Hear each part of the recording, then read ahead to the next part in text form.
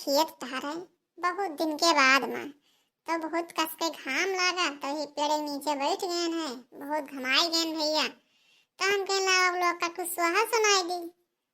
तो जो सोहर हो अच्छा रही तो लाइक सब्सक्राइब कर दियो भैया। अब कमेंट में जरूर बताओ।